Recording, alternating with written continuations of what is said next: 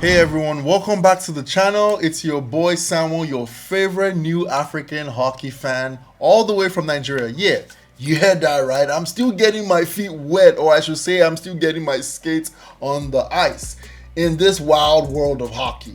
And today we're diving in deep into the Four Nations Hockey Tournament. I'm not even gonna lie, shit was explosive. I've been watching the NHL, but now that I got into watching the Four Nations, it made me even love hockey even more. Crazy, right? Now I've got a burning question for all my seasoned hockey fans.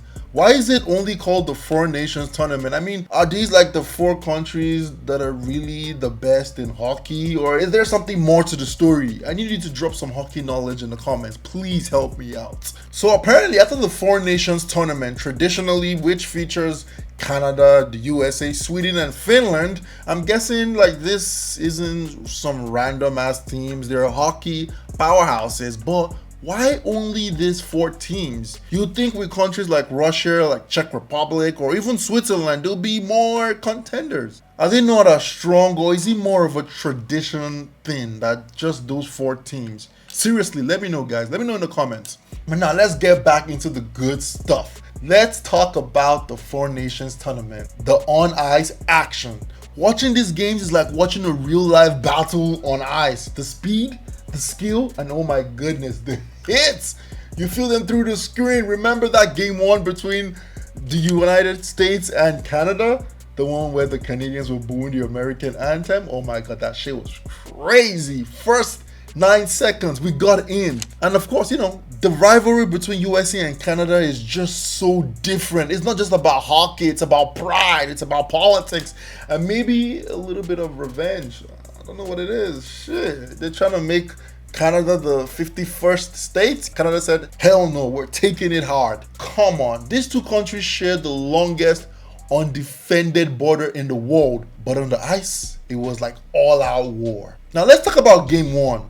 Game one between Canada and the USA. If you missed it, you probably didn't miss it. If you're watching my channel and you like hockey, then you probably know about it. But a quick recap, right from the very first period, you could feel the tension.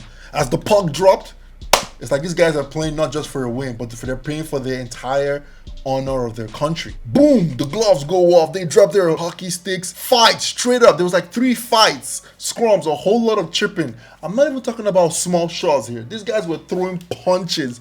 It was more intense than a Nollywood action movie. If you don't know what a Nollywood movie is, Nollywood is a Nigerian movie industry where everything is over the top theatrical. It's crazy. Now, if you're not from Northern America, you're not from Europe, you don't know anything about hockey, you're probably like a Nigerian like me who might not be familiar with this. Yeah, in hockey, these fights are almost kind of normal. There's not a lot of fights in hockey recently compared to back in the day, but this one was extra spicy. You could feel the history and heat between these two teams. Now, but what's the deal between the fighting between USA and Canada game one? I don't know, did it have anything to do with the national anthem getting booed in game one and all the political tension, between America and Canada right now with all the trade wars and calling Canada, we're gonna make you the 51st state. Anyway, I'm not gonna lie, I feel like we need to bring the type of hockey fights into other types of sports. I love to see a little bit of a controlled chaos in soccer, in the NFL, in basketball. Come on. Now, what really adds fuel to this rivalry is the broader context. With everything going off on the ice, the trade wars, as I mentioned earlier, the political jabs, and the whole make Canada the 51st state joke, this isn't just about hockey, I guess. I feel like for Canada, beating the USA is like saying, we might share team baits and maple syrup, but on the ice, we are the kings. It is our sport, pretty much. And for the USA, well, they're all about winning, aren't they? It's not just a game, it's business. After the game one where the Americans won, Americans are like, hockey is not even our sport and we're still winning. Now I have to ask my Canadian viewers, does a win against the USA in hockey feel like a win in everything else too? Like, do you feel it at the grocery store when you're filling up your gas? This is just like, oh yes, fuck the US. Oh, you know. I'm not gonna lie, aside everything, talking about the whole four nations, the game itself had some incredible plays. The puck handling, the crisp passes, the breakaways, bro, it was poetry in motion. And when the goals came, the crowd went absolutely ballistic. But let's not forget about the penalties. Both teams racked up penalty minutes like they were collecting Pokemon cards, especially in the first game. You could tell the refs had their hands full trying to keep the peace, or at least trying to keep the chaos under control. And speaking of chaos, I think it's kind of wild how hockey fans actually cheer for fights. I mean, in most sports, a fight is a bad thing. In hockey, just another part of the show. It's like a bonus. Yeah, what's that saying that I went to a boxing match and a hockey fight broke out, or I went to a hockey fight and a boxing match?